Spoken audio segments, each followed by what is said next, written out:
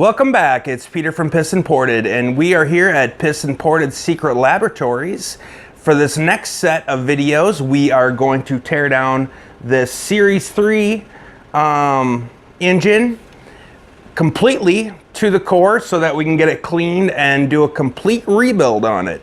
We are going to break this video series set down into a series of smaller segments of videos just to tackle each part individually to make it easier and faster for people to reference.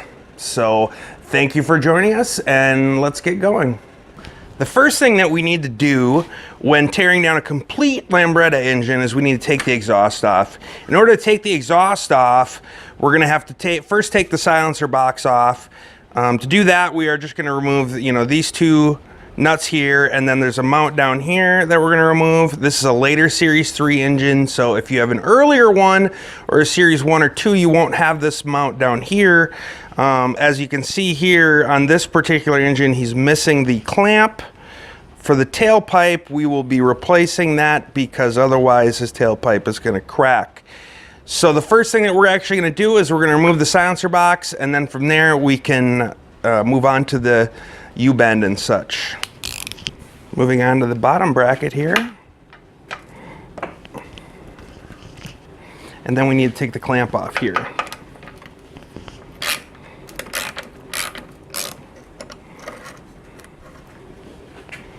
And now that those are released, we can actually just slide this off. We're just going to wiggle it and set that aside. And now to get the U-bend off, we're actually going to have to remove the hardware that holds the cooling shroud on and push that slightly out of the way so that we can access this nut down here.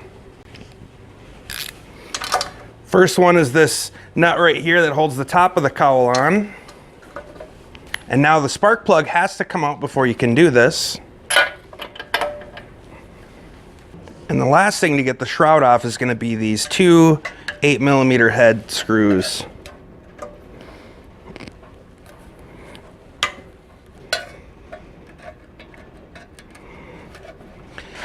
And with this particular exhaust that he has on here, which was an older Ancelotti from Casa Lambretta, I'm not even sure if they make that one anymore, you can take the cooling shroud off without it interfering with the U-bend. On a stock engine, this would interfere with the cowl, and then you would bridge it up and then take the nuts out.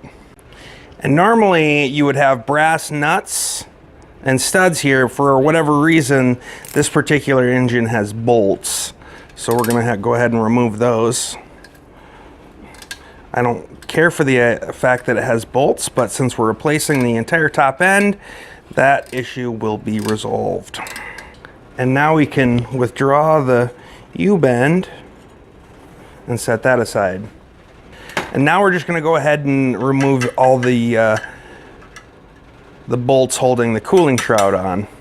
And finally we can withdraw the fan shroud and set that aside.